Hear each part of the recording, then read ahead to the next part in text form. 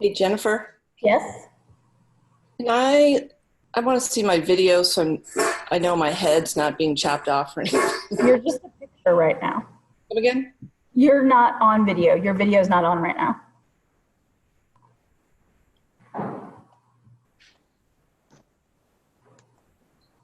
Jennifer, Yes? is Emerson. Hiya. I'm here. It's possible, let me make sure that I've got everybody allowed to put on pictures. Hang on, or video. Let's see, allow panelists to start video. There we go. There's Joanne. Hi there. There you go. I could hear you, but you couldn't see me. Now you can. You know, I think I like the other picture better. I think I'm gonna put that one back up. That one was a good one. Oh, shoot. I agree. The album's about, maybe 25 years ago. You can tell it, but let me show you. Mine You said see the that difference in the you gray hair and not the allow black me hair? It says I what? That you didn't allow me on. Oh, wait a minute. Let me do this. Ah, All right. All right, so I think we're missing, well, Pam's video is not on, and then Steve Wiley. Is that all? Bud. Oh, there's Bud. Hi, Bud. he's having dinner. Hi, Emerson. That good, Bud? I'm gonna go It sit down. is. Oh, I like this. I like this kind of meeting. I mean, it is one, but I guess people can hear it. I don't know. Yeah.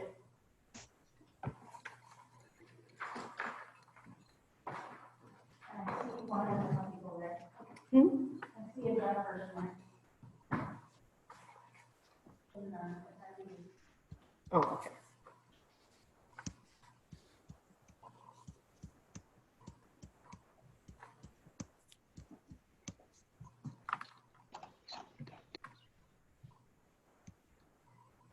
Hi, Neil. Good evening. How are you? Good. What did we have, Bud? What? What did we have for dinner? I just had a bowl of split pea soup.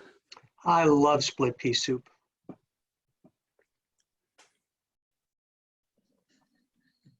I'll be right over.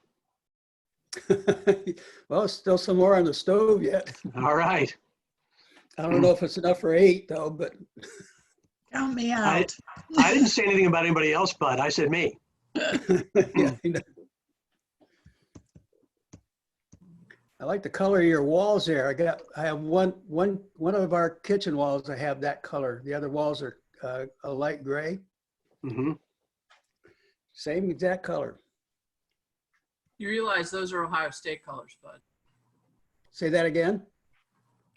Those are Ohio State colors. Go Buckeyes. Oh yeah, that's right. Not that I don't know. care It was about hard. Buckeyes It was that hard much. for me to love. Sure.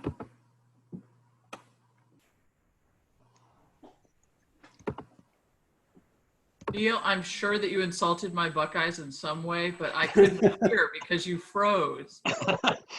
That's called strategic freezing. Yes. Wise man. Okay, we're still missing just Steve. Yeah. Just mention.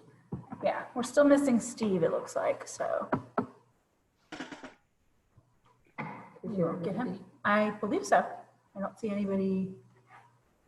Well, Joanne has. What the area?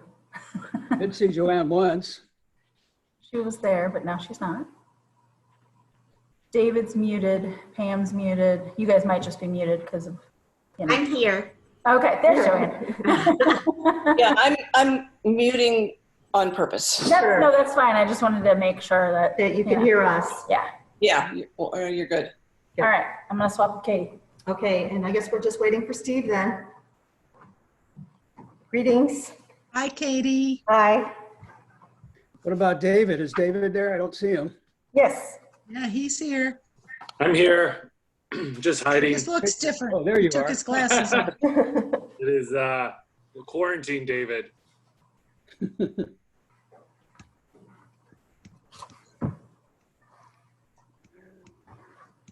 I don't think you can catch it through the internet, can you?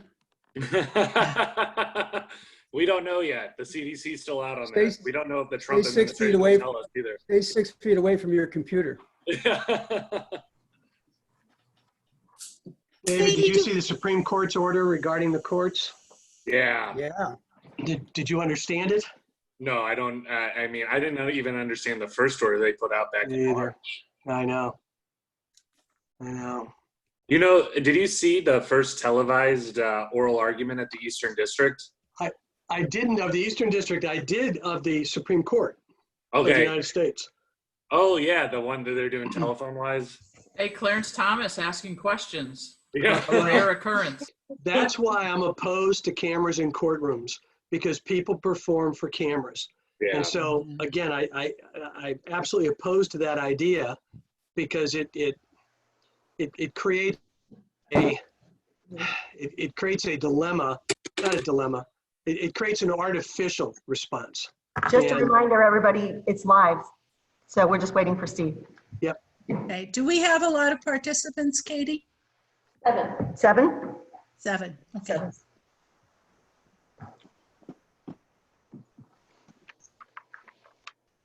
Any word from Steve? I guess he has, what, 1 more minute? Am I mute? I have a question. Because I have other things on my laptop I may want to look at. Can you see me now? Can you still see me? Yes. Okay. So I can flip around and I won't go disappear. We can still see sharing you. her screen, then yes. Yeah. If she's not sharing her screen. Yes, if you're not sharing your screen, we're good. Cool.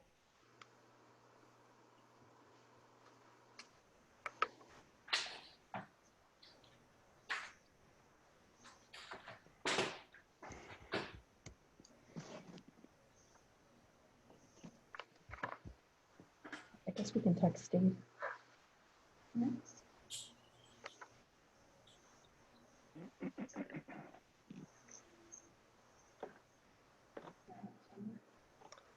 Oh, I think you do.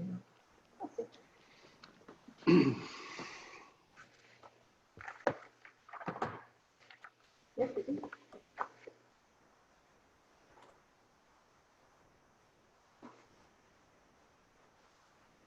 You gonna text him? Yeah. We're texting Steve. Okie doke. Aha, here he comes. Here he comes. Never mind. All right. There he is, He's live. we think. All right, I think we have everyone. Steve, you're with us? Yeah. Okay. Good. So if we have everyone, then let's call this meeting to order, this May 5th meeting to order. Does anyone have anything they care to review on the regular agenda? If not, we're going to go to those meeting issues and updates. And I'm just going to go across whom I see, which is Bud Belomo first. I have nothing new to report. Neil? The only thing I would report is that the Supreme Court has handed down new orders regarding the opening of the courts across the state. It's going to be on district by district or circuit by circuit basis.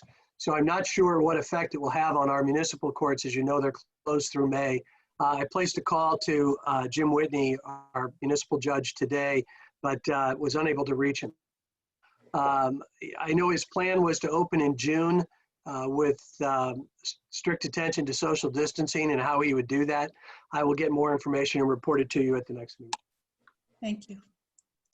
Emerson? I'm sorry. Nothing. I have nothing, Jerry. Okay. Pam Bliss? Hi.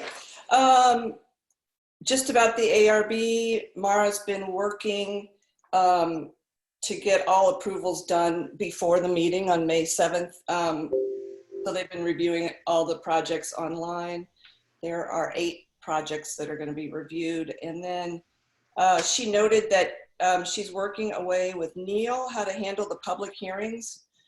So I was just curious, what is that? How are you going to do that? Well, we're trying to avoid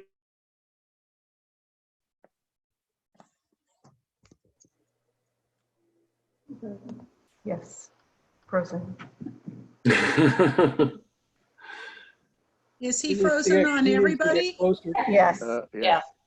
There you go. My back. Yeah. Back. Yeah, we'll do it just the way the federal district courts have done it. We'll do it as a Zoom meeting. And again, we're not dealing with sworn testimony, we're dealing with minutes. So it's much easier. So we would just simply utilize a Zoom platform and make it work. Okay. Thank you. Anything else, Pam? No, not on the, no.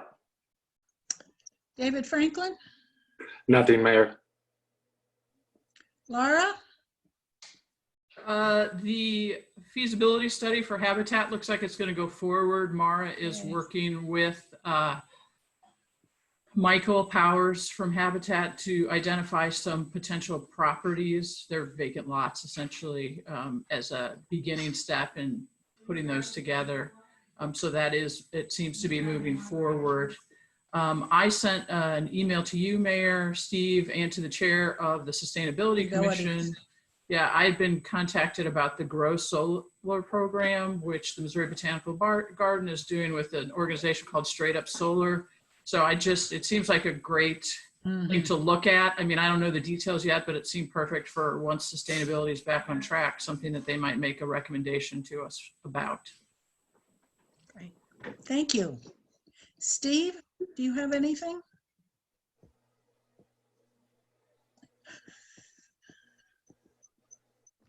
Wait, you gotta unmute yourself. Yes. Okay. Scott will be at your next meeting, the May 19th one, because we're getting it together on the pseudo holiday festivities. So he'll be here to report on that and see if it matches up with what you all are thinking. And I'm going to have him, because it'll be a good time to do it, also report on park activities. You know, we haven't closed the parks, but we don't have the restrooms open now and so forth. And he's putting that all together, and of course watching everyone that's around him. A lot of people have abandoned the pool effort. We still think it's too early to do that, and so that's not an enormous burden, but we haven't got it out of our heads. And also on the recreation activities, because as you can imagine, the concern about how many people will attend classes and all that kind of stuff is everything they're working on. So you give us a couple more weeks, that's going to be a good time for him to be in front of you and talk about they don't want to call it a reverse parade. I forget what we're calling it now. That's, I don't know, that means something else. So I'm not sure exactly what we have it for, but you know, prizes and all that, you know, stuff. So he'll be at your next meeting. I've also spoken since the town hall to Vector, and you have the little contract, yes, on the agenda tonight.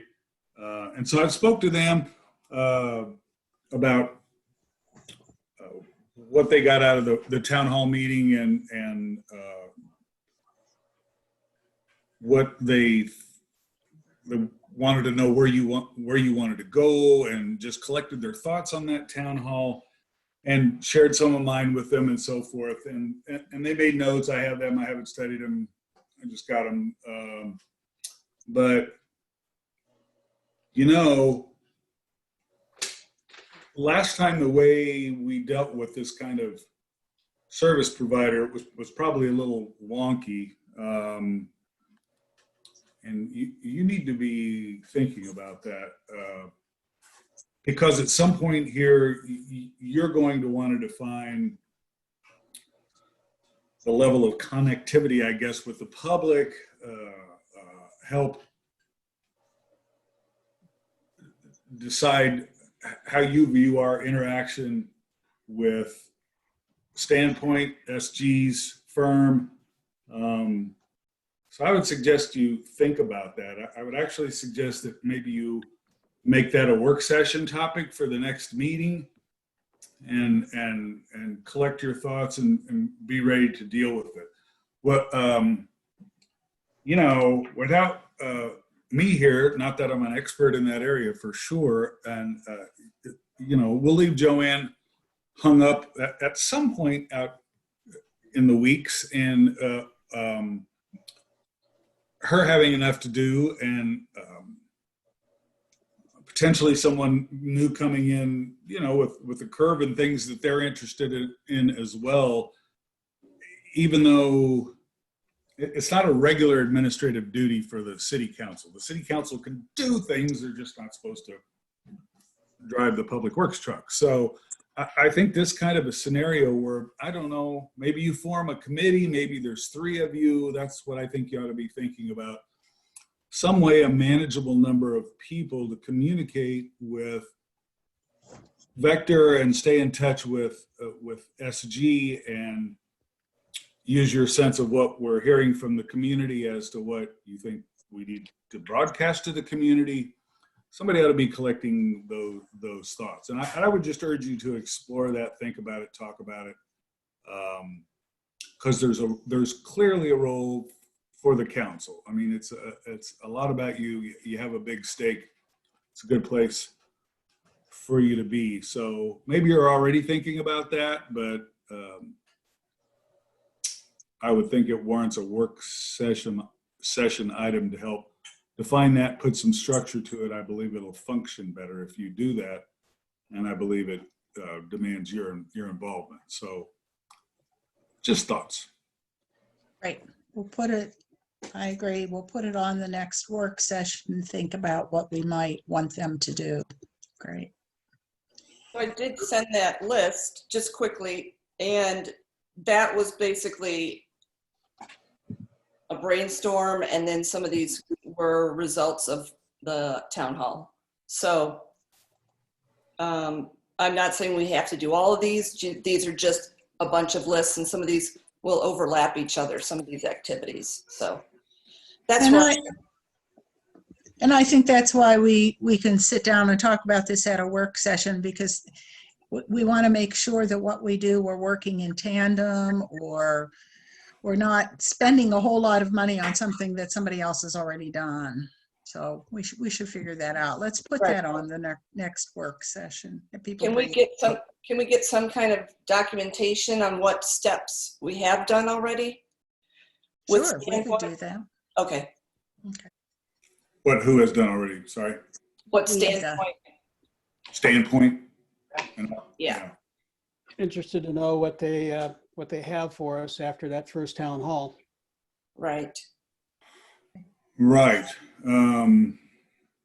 Anything I have, I would put on there as backup. So just the idea of it, what Pam sent us, and anything we might get off a Standpoint input they wanted to offer up at this time. So it's still a couple of weeks out. It gives you time to think about it, and we may have more information, more summarization, more thoughts. I will continue to speak with Vector and everything.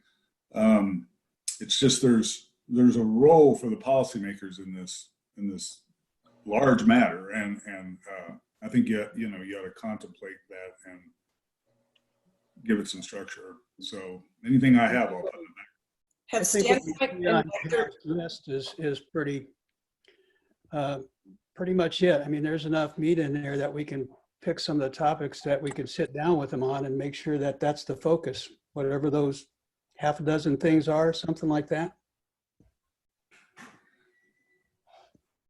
Okay. Yeah, they'll be smart. They'll be smart, and they'll track everything that's happening with this. I'm sure they will lock into that, and have a good sense of where they need to be paying attention, and they will offer their thoughts to us also, but I'm sure they have some original thoughts too, and I'm, as I know you do, and I think we need to blend that all together into a working approach. So Has Standpoint and Vector met yet? Is Vector on hold until we decide what we're doing? I just didn't know what they've done to get up to speed other than attending the town hall.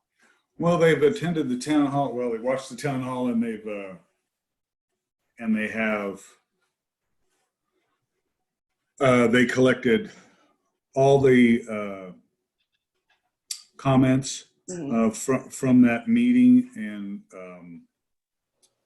they asked me for contact information, so I'll make sure that gets blended. SG, what we provided to SG as far as, bless you, whoever that was, content, and so no, we're not on hold, but we don't even have we don't have an agreement with them yet, so Right. Okay. we want to do that, but no, I'll keep communicating with them, and I welcome any of your thoughts, but I'm not going to develop a plan for you or let them go too far. Right. Before you talk about it amongst yourselves as what the goals. Hey, Steve, is there any value? Is there any value with committee of the council meeting with Vector? Because we are going to. Well, I think it may end up that way. I think people, Well, I'm just saying, if within the next 2 weeks, if that committee can meet with Vector and they bring back information to the council, we'll be moving just that much quicker. Yeah, I think. Well, I don't know that speed is real important right now, but No, I would think information. a thorough discussion amongst yourselves where y'all may Is the not first have step. an idea. Since I just brought it up, that you ought to do that in a more orderly way would be my 2 cents. When will we sign the agreement for Vector? Is it on the consent agenda? Yeah, it's here tonight. But I think Steve is right. Until we figure out what we actually want from Vector as a first step, and then I think the appropriateness for Vector and Standpoint might occur after we have that discussion, so we know what we want them to do. Right. And I would just think that's the purpose of the committee, hopefully to bring something back to the council to get that conversation started. I agree with that. That my concern continues to be duplication of effort. This is going to be costly for us, that whatever we come up with is not something that Standpoint is already doing or going to do. I agree with you, and I think that's why it's important for us to figure out what it is that we want, and whether or not whether we want that duplication of service or not. Yeah. I'm not understanding your comment, Jerry. I mean, we are going to. Well, Standpoint is embarked on a lot of things already. They have a town hall meeting where they had over 300 people who signed up for that. Do we actually want to have another town hall meeting where we would pay someone probably thousands of dollars to do another town hall meeting? I mean, those are the things that we need to figure out. What is it that we want from Vector? I think that's the value of maybe the committee, so those things can be discussed within the committee and bring something back to the council. What do you mean by a committee?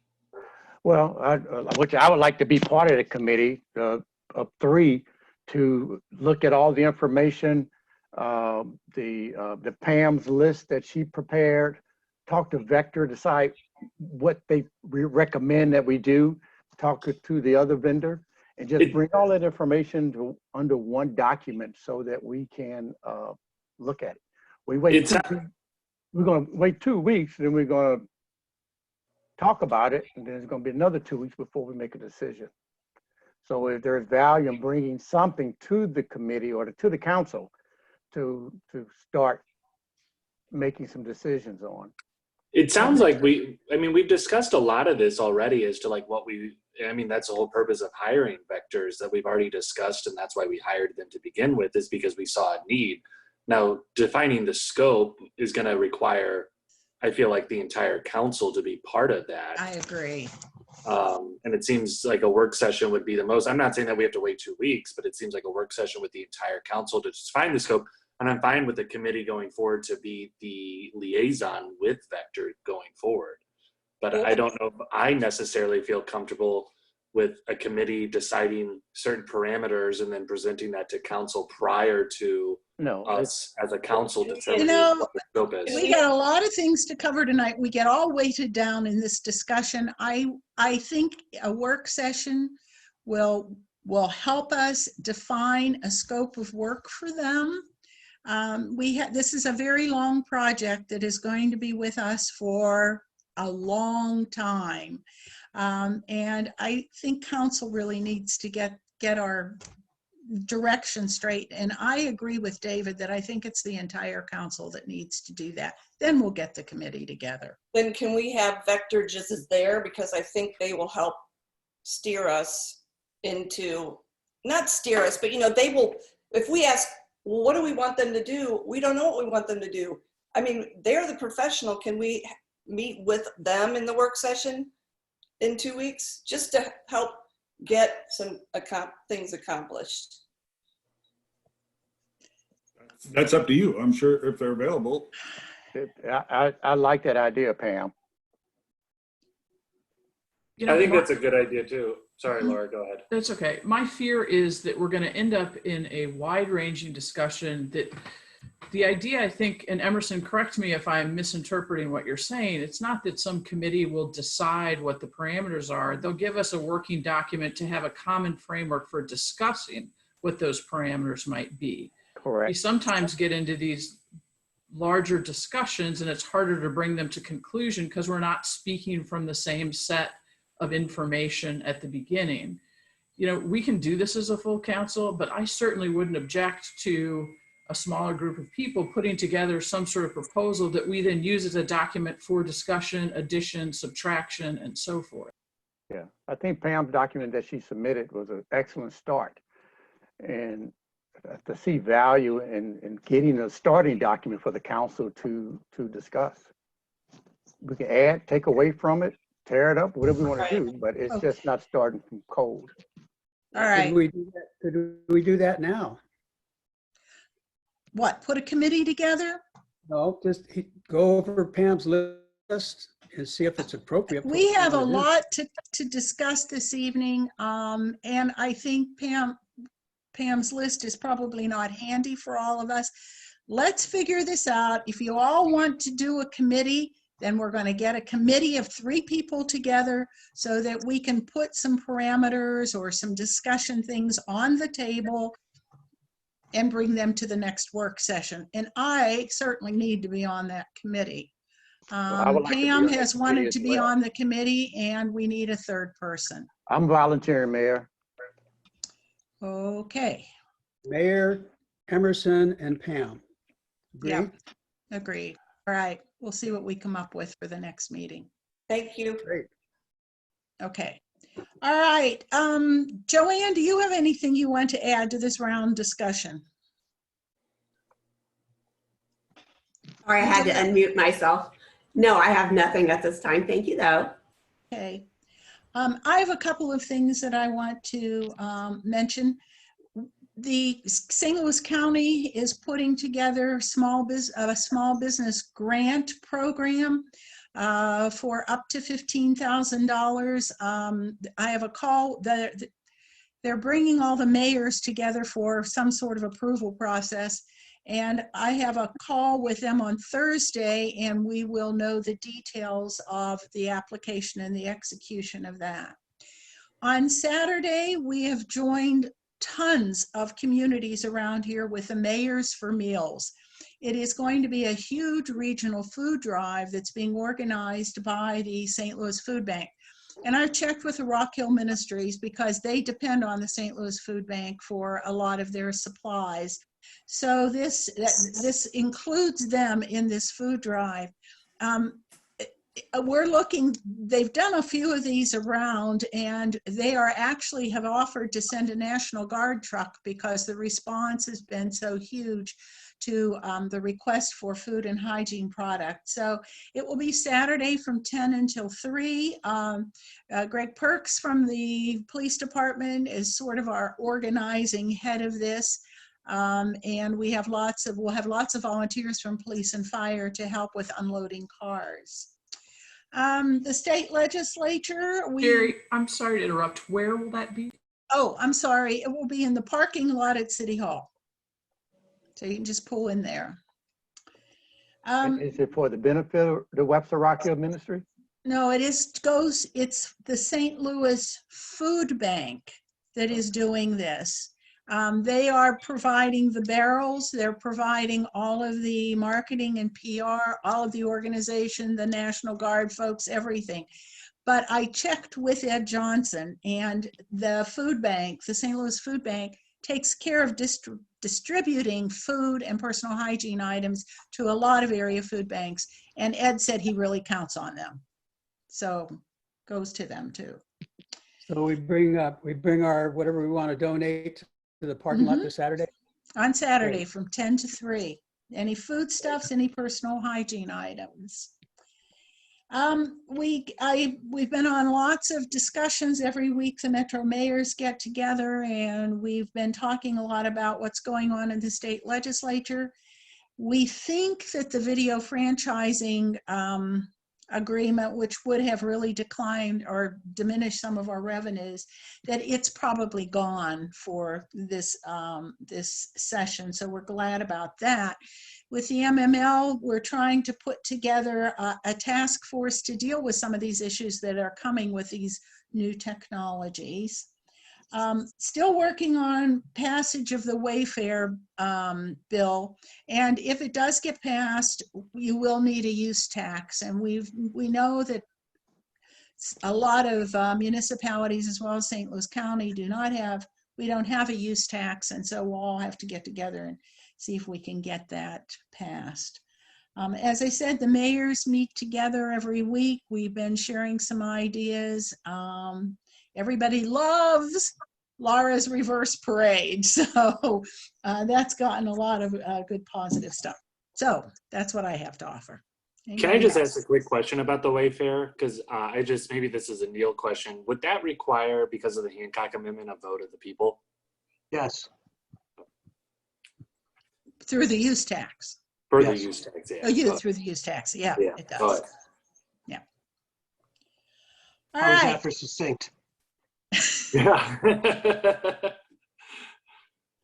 All right, let's go on to the search firm RSVP, our request for proposals, RFP process. You all have how many submissions we got? 14 submissions that came. And a couple of things. What I think we should try to do tonight is pick the top maybe 4, 5, 3 firms that we would like to interview via Zoom. I mean, this is all going to have to be done virtually before we select one of these firms.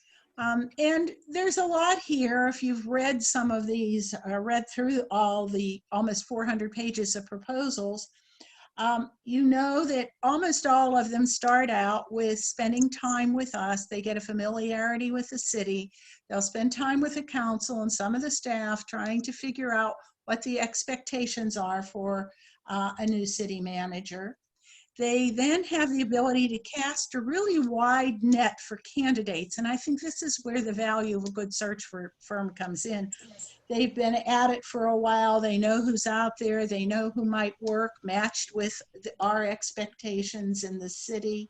They vet those people. So, you know, I know they go through news articles. They'll make sure that somebody isn't in deep trouble somewhere along the way.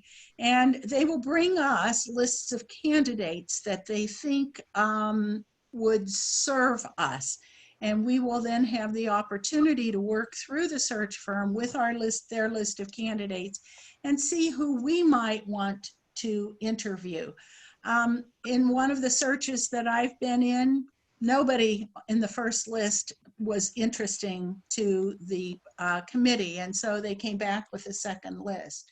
And then finally, you know, it may seem like not an important part, but it is important that they help us in negotiating a contract. Because all around the country, good city managers have pieces to their contract, from vacation time to benefits, all of those things that are part of negotiating to get a good person to come. So given that, we all have a list of the 14 firms, and I think maybe if, like everybody else, I'm going to have to pull them up here. Yeah, here they are. And I know that Steve has looked through this and is extremely familiar with these firms. Some of them have been in business for a long time. I noticed one of them just started this year. So Steve, you've ranked them, and I respect your thinking here, and I'm wondering how the rest of the council feels about this. I mean, I think your top 4, I would think they are very appropriate for us to interview, unless somebody has another candidate. How do you know? How do you know what my top 4 is? Because you list them here. I didn't say that. That's not. There's a super secret code in there. Okay, then tell us your super secret code. Well, it's the top 4. Yeah, it goes. Yeah, it loosely goes from, yes. I mean, who I would suggest is you know, is at the top. I can speak to like the vibe a little bit of all of them, but it's. Well, not to make your head too big, Steve, but my top 3 are actually the first one, GovHR, and Slavin, and then the 4th one is my 3rd best, and I like Novak. So those are 3. My list looks exactly like Bud's. Yeah. Yeah. Yeah, and but mine, I start with Slavin, then Novak, and then GHR. Well, Slavin's been around for a long time. Just a little bit, you know, in perspective, he is. If you look through all the places he's done searches, you'll see Homestead, Florida, and that's that was me hiring him in 1987. He's been around for a long time. He focuses on this. I will tell you right now, you can interview as many as you want, but I think you'll find somebody you like in that top group. The top 5 probably are the most experienced and have a heritage. These mutate, they work for other organizations, they create partnerships and so forth. And the 3 you're talking about there, Bud and Laura, have a lengthy heritage. And Ralph Anderson and SGR Strategic Gov are multifaceted organizations. All of them are to a degree, but they're kind of larger multi-office organizations. Probably have a little different feel to you. GovHR is getting a lot of work around here right now. Lee Zimborski's who they indicated they would send you. You know, I think you would like him. I think you'll have success if you work amongst those. But you won't hurt my feelings if there's somebody else you like in there. You're just interviewing them, and you have the ability to go on somewhere else. This is, you know, roughly a $20,000 kind of thing. I don't want to belittle that, but it's not a giant impact. It's just having a good firm will catch people's attention that are in my business. They have relationships with certain people they may know that are on the look, and they'll evaluate you and they'll try to match something up for you. And I think that experience, unless you're trying to throw out public administration types because you feel we need a business-like approach, you know, and you're looking for an ex-bank president or something, then you might look in a different group. I don't know, but if your qualifications are what I think they ought to be, at least fundamentally, then yeah, the super secret codes, those top 5 or so. Let me ask you, Steve. I see this agreement about the 3 firms. Is there a value in talking with Ralph Anderson? I mean, that company's been around for a long time, and I just wonder sometimes in interviewing people, you learn something that might help you with your choice. Well, I can't speak to the particular consultants that they put in their backup. You probably saw that they're younger folks. It's California centric. It'll probably have a different feel to you, whether that'll be inviting to you or not. I've talked to them on the phone already. They wanted to be sure that they have an opportunity perhaps for a virtual interview because they were, you know, concerned about getting on planes and stuff right now. So, you know, it's a large firm that offers a lot of services. I just know I still see their name. I've seen their name for a long, long time. It tends to be a little west, just like SGR tends to be a little Texas. There's nothing bad with that. They still get jobs scattered around the United States, and they still know people. But so I'm not sure how to answer your question. I wouldn't have put them up there if I didn't think it would be an interesting Interview. experience for you and a worthwhile one. You know, if I was doing this list over again, though, it'd probably be the. It's not a big deal. I mean, it's just not that perfect. There's lots of good firms here, but it would probably be the 3 that you're talking about, actually. I'm not pandering to you, just sort of in retrospect, I did this a week or 2 ago, and it'd probably be for sure the 3 you're talking about. So Steve, would that be GHR, Slavin, and Novak? It'd be GovHR, yeah, Slavin, Bob Slavin, and Novak. Novak. They're all 3 good firms. All right, so Okay with those 3 firms. are we going to go with those 3, or does anybody want to include a 4th firm? I mean, I wouldn't mind hearing from a 4th firm, but I'm not. It would probably mean an hour of our time on Right. Zoom. Is that worth it to learn something? Right. Just spend an hour on each one?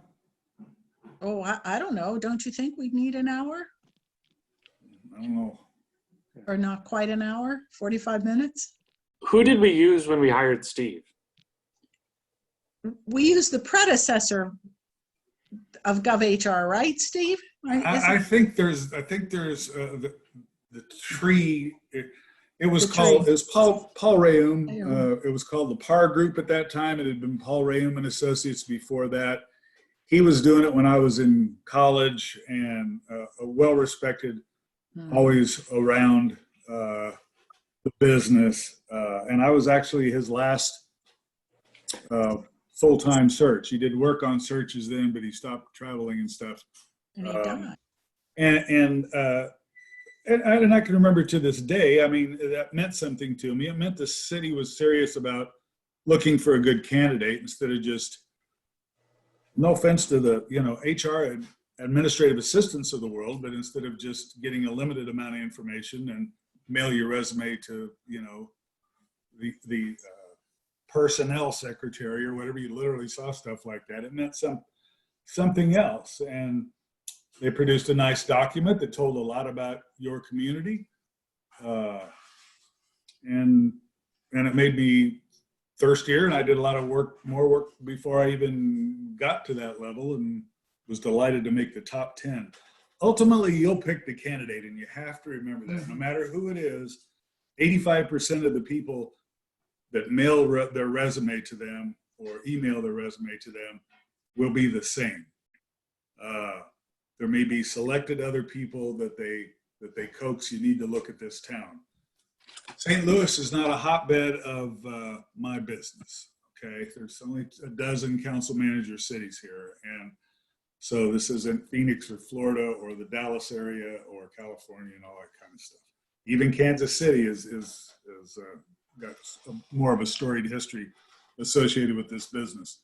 It's good for you to have a firm. I really urge that you do have a firm, but there's you know, a few other people you could add here that I don't think would be a waste of your time. Depends on how quick you want to move. You know, if you want to set up a couple of nights that you have meetings where you do virtual interviews, we can try to get them scheduled for you, and you may be able to shortlist at the end of that, or you may be able to shortlist at your next council meeting, and you know, keep moving. So you should be thinking about that. Pam, can I ask you, what was your choices? Well, I mean, just because Steve mentioned that Ralph Anderson called, that they're from a different region. I don't think that's a bad thing. I think it'd be good to hear from somebody in a different region, or, you know, firm from a different region. So your choices was the top four? Top four, yeah. But it's, you know, it is a time thing. Yeah. And I like. It looks like some of you are saying fine with the top four. I'm okay with the top four. Four. Good. Bud, Laura, Yeah, David. yeah. Okay. All right. And shall we see if we can schedule a Zoom meeting with them? Let's see, next Tuesday we have the budget workshop. So maybe the end of next week or yet this week. I don't know how many of you are sort of tied up with Zoom meetings this week. Do you want to do all four in one night? We could do all four in a night, or 2 and 2. I would say 2 and 2. This week's not good for me. Yeah, I know. For some of us, you know, you get into these Zoom meetings, they just keep going. After the budget session next week, let's see if we can schedule these things. And we'll see how this works. If we can do 2-2 or 3-1 or however, I mean, we have to figure out what works with that, with those firms too, but we'll see. Steve and I will see what we can do to get them scheduled. Okay? That's good. Yep. Got it. Yeah. Katie's not getting out of that work. Oh, If it was necessary to put a couple of them, just because of time and other commitments, to your next council meeting, just after the meeting, like maybe after you finish your business, you just continue it. Would that be okay as well? Yes, I think whatever works. We'll see what we can get going with. Okay. Sounds good. Maybe two. I urge you to review those submittals of those four. Yep. Okay. With some focus. Don't be overly swayed by glossy and shiny and an elaborate presentation. Look at their experience and what they bring to the table, and what they really understand you. That's what you want to look for, and then I'll be out of this portion of your business, and you can carry it on from here. But that's my 2 cents. Will we prepare a set of questions that we're going to ask each vendor, so it'll be consistent? I know that we will do that when we interview candidates. We'll make sure we have a prepared set of questions, but you're probably right. We should have a couple of key questions that we ask. So I'll tell you what, you review the applications and send me the key questions that you want asked, and we'll put them in some sort of format to be able to do that. One of the things that I noticed, and this is why you pay attention to reading this, is that a couple of them in this list of 14 say that if in their first iteration they don't come up with somebody, they will continue without an additional cost, and that's something to think about. They also say if the candidate isn't there like within a year or 6 months, they will do another search without any cost for you. So there's some little guarantees and things in there to pay attention to. And those are the things on which you might want to make some of your questions. So put your questions together, send them to me, and we'll assign them. We'll figure them out. When Okay? do you want those back, Jerry? By Friday. I have a question for Steve. Yes. Are you willing to stay until we have a replacement? I doubt it. What's your exit date that you're looking at then? Well, if you want it, I'll give you one. I'm just hanging in there best I can. I'm not comfortable leaving in the middle of this stuff, that's for sure. But you know, after the budget, you have the budget now, and after we work our way through that a little bit and so forth, it'll be a little easier. But you know, if you have a contract with these folks, let's say the first meeting in June, and then they're going to come and talk to you, and they're going to put together a glossy brochure, and then they're going to let people apply for 30 days, and then they're going to vet them and bring them to you. September. And then you're going to go through a whole bunch of people to narrow that down. And then you'll probably do interviews with a whole bunch of people, and you'll narrow that down to a smaller group, and then you'll create a process for that smaller group. That's what would typically happen. And by the way, I completely disagree with the standard pattern of questions for the candidates, but that's just my 2 cents. So you're looking at November,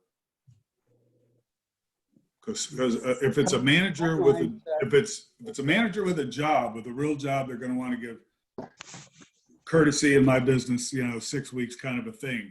So it could be October, November till somebody's here. And you know, I told you in the middle of February, and we're all hanging in there, and it's all fine. But if you want a specific date, I can give it to you. I'm not sure what value that has for you. Yeah. Yeah. Thank you. Thank you. Yeah. What? Thank you. What? Thank you. We're not going to hold you to a specific date at this point. Let me go back to Well, that same question thing that you said, Mayor, and I know that's what you did with us, and that was Ray Ohm's suggestion, and he had been around for a long time. I will tell you, as the candidate, that was an extremely stilted process. So what council did was they sat all around a conference table, and I sat at the end of it, and then they had assigned questions. So the council members would read, "This is my job. It's your turn, Barbara. Oh, I'm question number 7." The candidate needs to know you, and you need to know the candidate. We then had individual interviews one-on-one, and I took that time to familiarize myself with people, fine, but I don't think you're gonna make a chart. You're talking to somebody that governs a little more by feel than he does by measurement. So you admit that I'm old, but you're not gonna make a chart with those 7 questions on it and a grid and score everybody on those answers and pick the one. You're going to like some of them and you're not going to like some. They're going to connect with you and they're not. So I would urge you to stay loose, and a little bit same with the firm. If they turn you off, if you wouldn't want to be recruited by them, don't hire them. You know, there's lots of things to consider. So you should put together some fundamental questions. You certainly want to know about their past experience. You certainly want to know about their time frame, about their availability. Are you overworked right now? Those kind of fundamental questions. But if you're sitting there dying to know something, ask them. If you're sitting there, don't worry, well, we only had 9 questions and that's all we're allowed. Don't, spit it out and talk to them and ask your questions. And do the same with the candidates. So we could come up with our own list of questions just to have in front of us, and some of it will be spontaneous depending on answers. right. Right. But there should be areas that we make sure we cover. So. Yeah. Well, you could start that, Mary. You could start the ones by going, would you tell us about your experience? 2 or 3 things, fundamental things we need. Fundamental things. And then open it up a little more. Just a thought. Thank you. Well, Steve, I guess I'm going back to Bud's question. You don't have to say it, but, can you give it to us in an email on, you'd like for you to be done by a specific time? Or are you gonna stick in there until we get a replacement? I think I answered that. Let me think about it. If everybody's obsessed with the date, I'll give you a date. Or is just for planning sake, you know? Just, What's going to change? I mean, you can't speed this up if you're going to use a firm. You've got to, I mean, it's just. Their timelines that I saw, the two that have Gantt charts out of those 4, it's a 3-month process to determine who we want, and then another month after that to get them in the job. all right. Yeah. Well, my contract says I have to give you 45 days. Okay. So I'm, I haven't just pulled that trigger. So, you got, at least 45 days. So, but yeah, so 4.5 months, you get them signed on in June. You may very well be looking at October. And it presumes it goes well and you find somebody you like and you can agree on contract terms and all that kind of stuff. So anyway, I'm not comfortable opining about this anymore, but everybody just let me know if they want an absolute date. I'm not trying to be tricky. I'm trying to help until I'm less needed. And I have to say, I've appreciated your willingness to stick around, especially once this COVID-19, this virus hit, because I think a lot of things changed. And I'm grateful that you didn't walk out of here and have stuck with us with some of that. Thank you. All right, you guys, I think we are, if there's nothing else, I think we're ready to go to the regular council meeting. So for those of, yes, Katie? We just need a few minutes to bring on a few panelists. Okay. So everybody has a 2-minute break time. You need to grab a glass of water or something, go for it.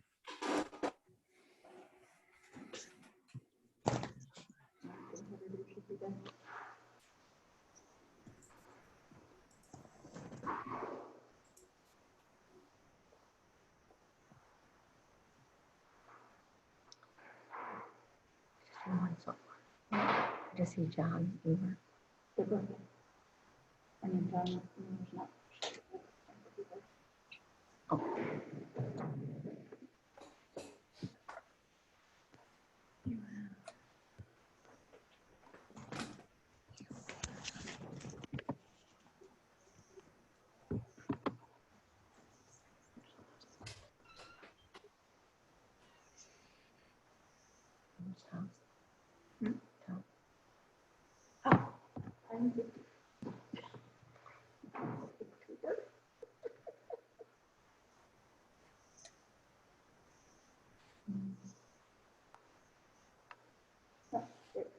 I'm guessing.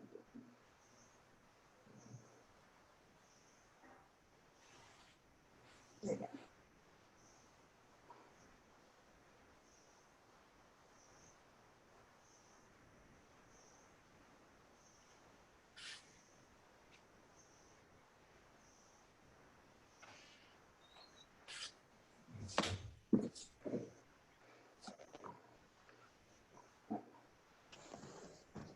No. There. Anybody want some leftover Halloween candy? Here you go. I still have some lollipops from the July 4th parade that I actually ate today. Take a virtual bite.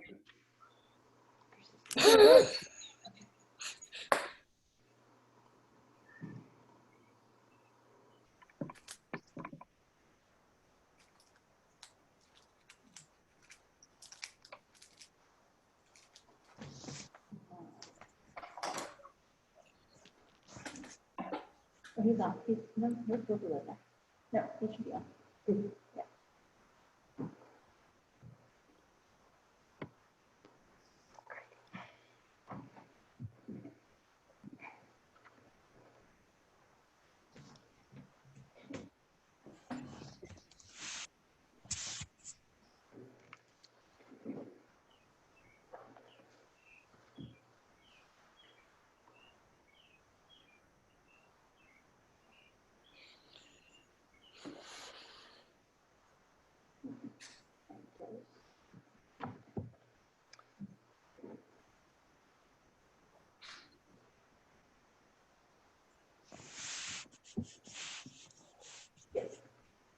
good. Katie, are we good to go or? I Yeah. think we're good to go. Yeah. Okay. Whoops. There we go. All right, let's go ahead and call this city council meeting to order. And Katie, you can start with a roll call. Mayor Welsh, Here. Councilmember Palomo, Here, Councilmember Arnold, Here. Councilmember Bliss, Here. Councilmember Franklin, Here. Councilmember Smith. Here. All right, first we have remarks of visitors. And so we have, is it Neil or Katie that we have 2 remarks of visitors to read? My understanding is that Katie has drafted me to read the remarks of visitors. Katie, I have 2. I have one from Daniel Brazzini and the other one from Milton. Is that right? Oh, no, that's just a response. The other one's from Dave Buck. Oh, okay. Came later. Do you have it? Yes, I do. Okay. Just The those. first comment is from Daniel Brazzini, dated 4 May 2020. Number 1, given that the city of Webster Groves is projected to be $500,000 in debt for 2020 and $1 million in debt for 2021, and the 2008 recession took years to recover from, what is the city of Webster Groves doing to tighten its belt? Why is the city continuing with planned pay raises for its employees when so many Webster Groves residents are suffering severe financial hardships? When income changes, businesses and families make tough decisions. Webster Groves do the same. For example, number 1, suspending planned pay raises for all city employees except essential, such as police and EMS. Number 2, not hiring a public relations firm $125 to $210 per hour to promote the SG Collaborative. Number 3, suspend the SG Collaboratives so you don't spend any more money planning for something that won't be built, or if it will be built, just more expensive empty space that no one can afford and just a waste of hard-earned taxpayer money. Number 4, furloughing and/or reduced hours for non-essential city personnel. Not easy decisions, but does it seem fair to expect those who have lost their jobs that represent to pay for non-essential personnel, non-essential services, and non-essential personnel pay raises? The citizens of Webster Groves have lost jobs and are already dealing with a 17 to 22% average increase in their property taxes. Increasing taxes is not the first public the mayor and the city council should pray for when the citizens of Webster Groves are suffering from the worst economic downturn of their lives. Property taxes have already gone up so much to the detriment of those on fixed incomes, such as the elderly, the disabled, and veterans. An internet sales tax would only serve to pass the cost of that tax onto the customers and limit sales, much to the detriment of the business and the consumer. We want businesses to bounce back. Hitting them with a new internet sales tax is like kicking businesses in the teeth when it is down. Number 2, has the mayor or council member reached out to Andrew Chow, president of the Webster Groves Chamber of Commerce, to get his input on the SG Collaborative? Will local businesses even be interested in the SG Collaborative? If you want what's best for Webster Groves local businesses, you don't need a second public relations firm at $210 an hour to contact our great local businesses in the Chamber of Commerce. Just give Andrew Chow, the president, a call. Number 3, in McCullough versus Maryland, our first Supreme Court Chief Justice, John Marshall, stated, "The power to tax is the power to destroy." Has the city of Webster Groves spoken with the Chamber of Commerce regarding the impact an internet sales tax would have on their businesses? Given that nearly all businesses will have an internet sales aspect, it is not a question of fairness between, quote, mom and pop, unquote, brick and mortar stores versus online retail giants like Amazon, but a question of whether or not a, quote, mom and pop, unquote, business can get started and survive long enough to grow their business. 3 minutes. Next. I'm looking at the next one.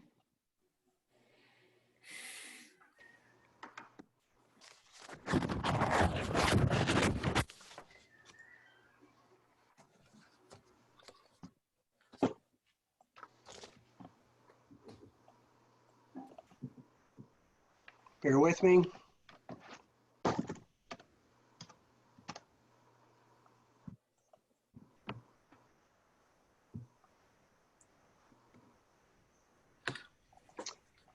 This is a letter from Dave Buck dated May 5, 2020. All Webster Groves Council staff and friends. Most importantly, I hope that you and your families are and will continue to stay safe and well in the face of a new projection that more than less deaths from the virus to more than $134,000 up from the, $134,000 up from the current 70,000.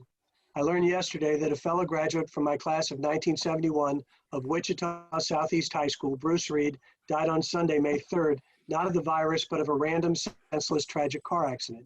He's been a good friend over 39 years, and I had just chatted with him last Saturday. It is a very sad and tough day. To me, Bruce's death was a reminder that every one of us can go at any minute. Each of our lives is so very precious, and that all we can truly do is to live in the moment and value every second with those we care. Thus, when the smoke finally clears from the pandemic and it is safe to live again, I hope we do not simply return to where we were, but that we make a major pivot or mid-course corrections to truly create a brave new world for all of us. And I hope that these essential corrections include that we learn to set our petty differences aside, take pleasure in the simple things, love our family, friends, and neighbors like never before, and live each day as if it was our last, and be grateful for each and every moment. Thank you. Those are the two remarks of visitors. Thanks. All right, we will continue to move on. I think we've lost Emerson Smith, though. I don't see him anywhere. Katie, do you have him? No. We're checking on it. Are you calling him? Yeah, I don't see him on this. Yes, we're going to call now.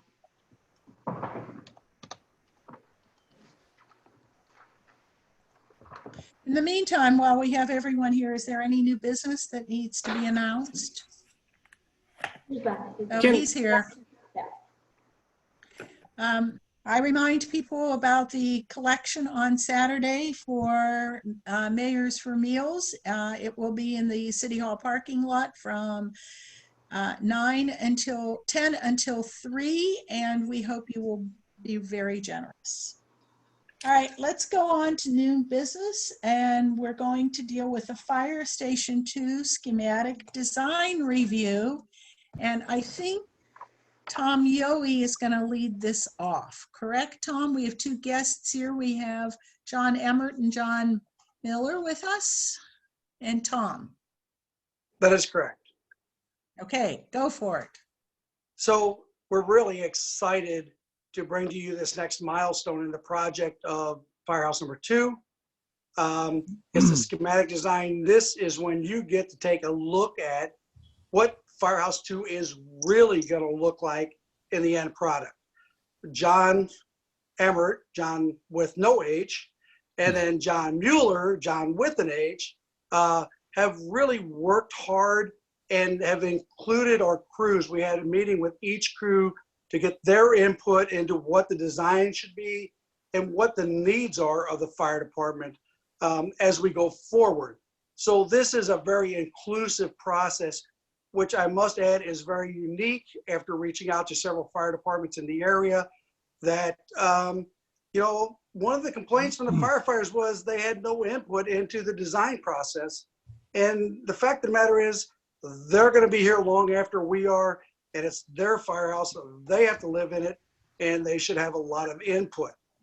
Having said that, I'm going to turn it over to John with no H and let him tell you about the design and the plan going forward.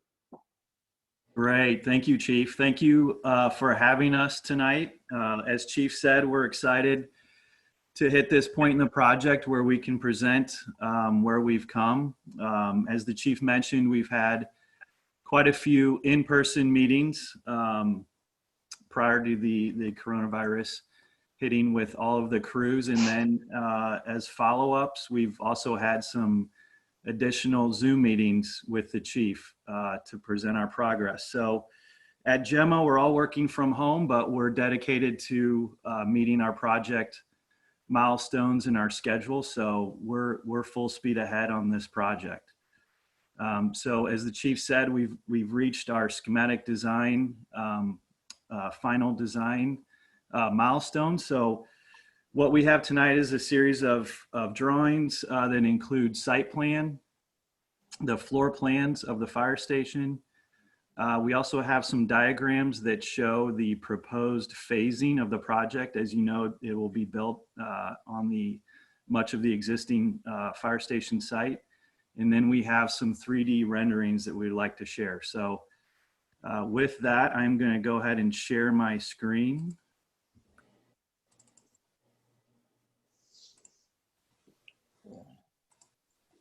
Can everybody see that? Yes. Okay, great. So this is our team. So Gemma, myself, and John Mueller, who's joining us as well in this call, are two partners with Gemma. We also have G&W Engineering. They're the MEP engineers for the project. Farnsworth Group is the civil engineer and also local to Webster Groves. And then Alper Audi is our structural engineer. So this is the current site plan of the station. So just to orientate everybody, where my cursor is at, this is Elm. And then on the north end of the site is East Rose Avenue. So the existing fire station building resides in this general area. And as you're aware, the city purchased 2 residential properties to make room for the new fire station. So that one of those properties is in this location on the south end, and then another property on the east end to give us what would ultimately be the full site boundary of the new fire station. So the way the new fire station is laid out is we're essentially using the same curb cut that exists for the existing fire station. It will be wider to accommodate the 3 apparatus bays, but we are able to utilize the existing signal in that location, so that saves some costs for us. We also have a new curb cut that is off of East Rose Avenue, and that is directly across from the existing curb cut to the north. So this allows us to do a drive-through apparatus bay, which you currently do not have the ability to do. So the idea is that apparatus come off of East Rose Avenue, enter into the facility, and are able to enter into the back of the apparatus bays and then exit out on a call onto Elm Avenue. The way the building is laid out, so to the north, we have support spaces. So those are what we call the dirty spaces or the carcinogenic spaces. So we like to separate those spaces from the living quarters. So we have then the 3-bay apparatus bay to the south of that. And then we have the living quarters on the south end of the property that consist of the bunk rooms, kitchen, day room, in living spaces. And we'll show some detailed floor plans of how those areas lay out. We also have what will ultimately be a covered parking area here and a covered patio. And I mentioned that this project is going to be built in phases. So this portion of the facility on the south end, where it's labeled living quarters and covered parking, that will constitute phase 1. And you'll see in some diagrams later on that this covered parking area and covered patio will provide protection for the apparatus during that phase 1 construction. This is the entry plaza and main entry into the facility. We have some visitor parking off of Elm Avenue. And then in the back eastern end of the site, we have staff parking, a total of 14 spaces. That includes 4 spaces underneath the covered area. We have our enclosure on the north end of that parking. We have our transformer, our generator. Based on the site topography, we will have a fairly low retaining wall that's required on the southeast corner of the site. We also have a detention basin, which will be required by MSD, so that's on the low end of the site here. Part of this project includes the removal of Avenue A, which currently extends through to East Rose Avenue. So in order to accommodate the turnaround area, we will be incorporating a new paved area for vehicles to turn around at the end of Avenue A after it is abandoned. And then we have a series of existing and new plantings as a buffer between the existing residential area and the site. So now I'm going to go to the floor plan diagrams. So this shows what would constitute phase one of the project. So what you're seeing is that south end of the building, which will ultimately be the living quarters. So these series of rooms along the south end constitute the bunk rooms. That is separated with a 5-foot wide corridor that also accesses the shower and toilet rooms, which are here. We have the main public entry vestibule located in this location. We have a ADA restroom that is accessed off of that vestibule and small corridor. And then we have a series of utility rooms, including laundry, electrical closet, IT closet, and janitor's closet. In phase one, this area will serve as a temporary day room and kitchen area. So the idea is that within that phase one build out, we're able to provide the firefighters with everything they need as far as the living quarters.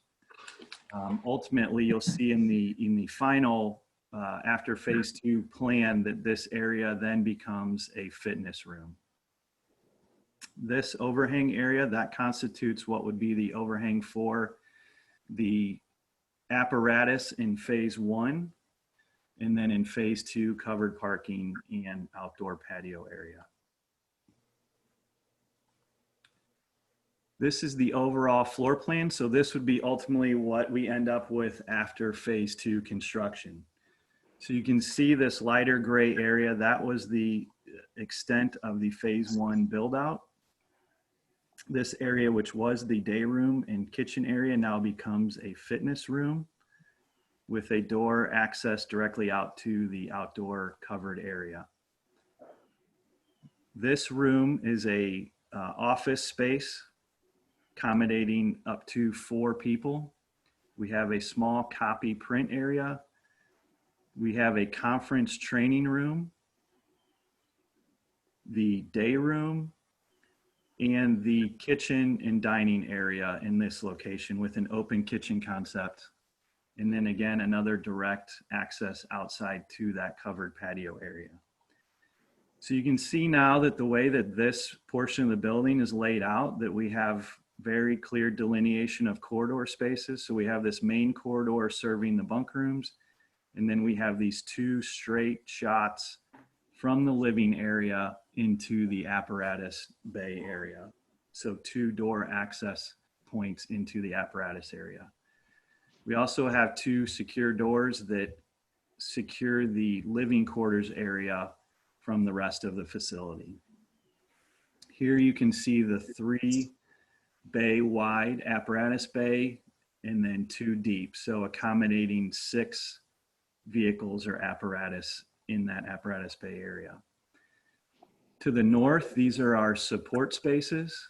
So we have a mechanical space, a workshop, an SCBA fill area and hose storage.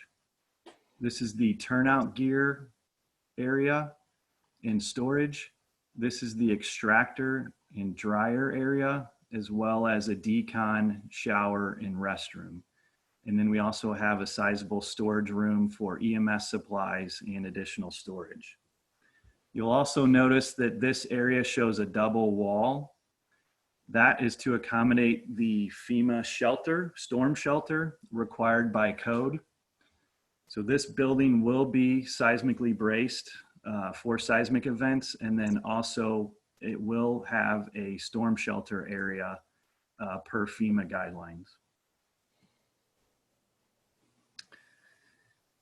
Now we'll move on to the exterior design of the facility. So the materiality of the building is a combination of a buff colored stone, brick, and then storefront glass and glass doors.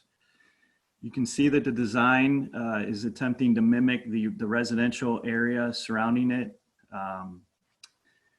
with the gabled forms.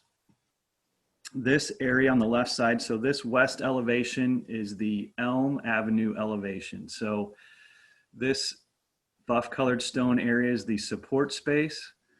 We have this red brick portion, which is the apparatus bay with the 3 glass doors. This linking element of stone at the main entry. And then again, another gabled form of brick, which constitutes the living quarters. Oops, sorry. The lower image is the east elevation, so that is the back of the building. So what you're seeing on the left-hand side is that the extension of that roof structure. So that is the overhang for the covered parking. The stone area is the entry and exit into the kitchen area. And then again, that gabled form of the brick and glass doors. And then the support pieces with the stone. One of the things I just wanted to jump in, this is John Mueller with Gemma. Can everybody hear me? Mm-hmm. Yes. Yeah. One of the things we wanted to look at with this building from a material palette standpoint is to be contextual with the material palette that's on the existing city hall. So existing city hall is a brick, but it also has a limestone, I would call it limestone highlights, sills, things like that, that if you look at the building, you can see it's a combination of really of those two materials, brick and the limestone. So we took that materiality and that material palette from City Hall and the fire station #1 and really, I guess, just transferred it over here to fire station #2.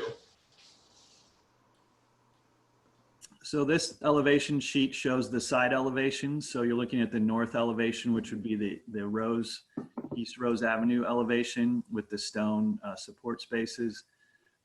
We're proposing a standing seam metal roof. So that's what you're seeing here. And then on the east end is the incorporation of that red brick with punched openings into the bunk room areas. And we'll show a series of rendering views that show a better depiction of the design. These series of diagrams show what we're proposing for the phasing. So what you're looking at is the existing fire station building and then the 2 adjacent residential properties and the structures on those properties. So phase 1 incorporates the demolition of those existing residential properties. That light blue cyan line is what would become the ultimate boundary of the new fire station property. This shows the extent of that phase 1 build out. So this is what will become the main entry of the building, the living quarters, and then you're seeing that extension of that roof form and that flat roof area, which will serve in that first phase as cover for the apparatus. It also includes the building of the detention pond area and some parking. Next phase includes the demolition of the existing firehouse. And then we go into the build out of phase 2 and connecting that portion to the phase 1 build out.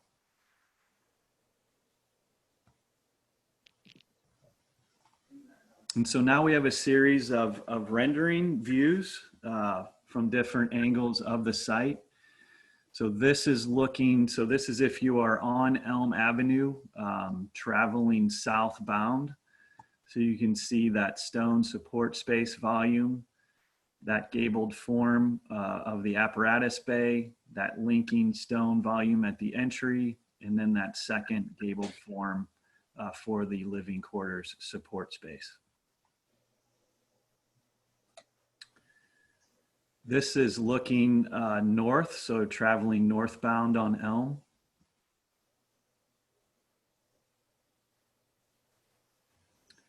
This is the back of the facility. So this is that entrance off of East Rose Avenue. So this is where the apparatus would be able to pull through the apparatus bay. That entry and exit out of the kitchen dining area, and then the extension of that roof element, which will act as covered parking and covered patio area. And then this is another view from the back of that, just showing that covered area a little bit better. And so I wanted to run through some milestone dates to finish up the project. So as we discussed, we are concluding the schematic design portion of the project. So we will be moving into design development. So that's where we really start to engage with our engineers, understanding the engineering behind the project, the mechanical systems, the electrical systems, and plumbing. And we start drilling down things like where all the outlets are, the data, what type of light fixtures, adding that next layer of development to the project. So that would take us through approximately mid-June. Construction document phase, so that's where we're developing construction documents for bidding and permit. So that would be ultimately what the general contractor would use to build the building for construction. That takes us through the end of August. And then we have a 4-week period of bidding and permitting, which takes us into September, which then would put construction for phase 1 estimated starting October 2020 through March 21. And there was some thought given to the schedule and to those dates. The idea is that during that phase 1 construction portion, that the existing fire station would stay operational during the winter months. So all of the apparatus would have cover under the existing fire station at that point. Then going into spring, when the weather is better, at that point, they would then move into that phase 1 portion and use that temporary cover for the apparatus. A majority of that phase 2 construction would happen over the summer months, and then ultimately moving into the firehouse in what we're estimating as November of 2021.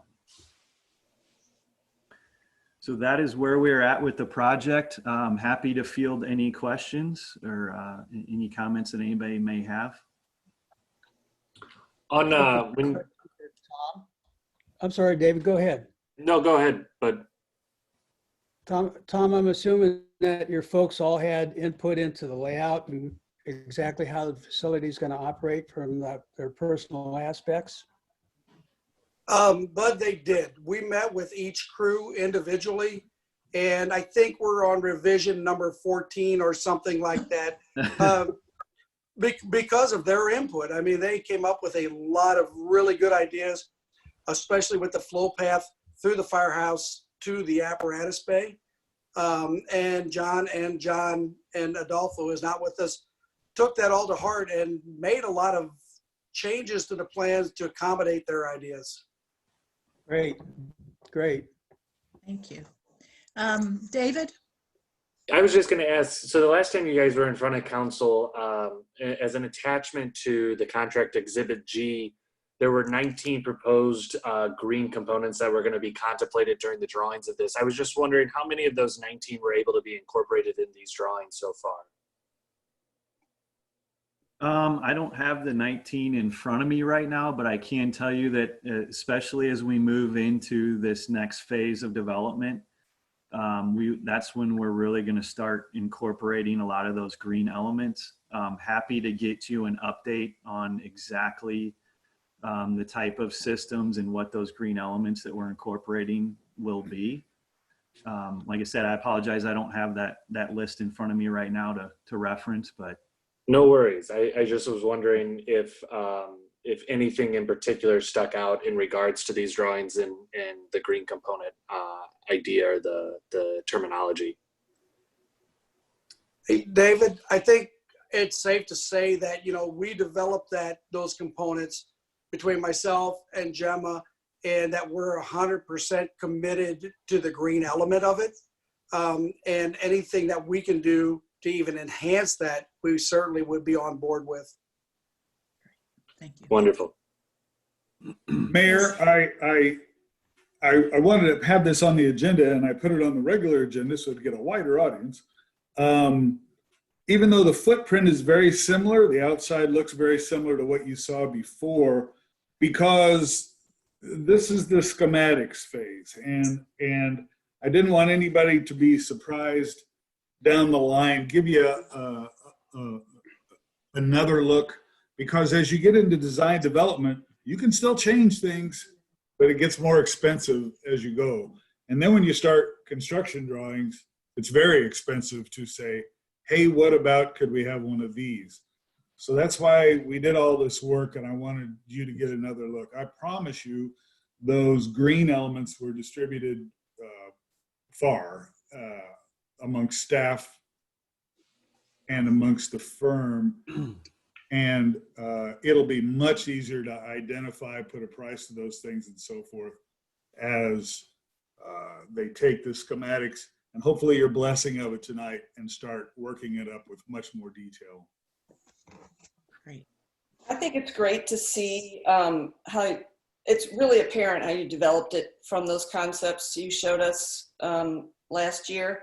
And it looks great in the context of the neighborhood, and it's also wonderful to hear. I mean, it's visibly apparent that you all work together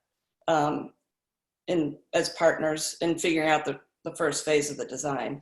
How many apparatus do we have now, or will you anticipate in those 6 bays being occupied? So currently at Engine House 2, there is the pumper that runs out of there normally, and there is a spare apparatus.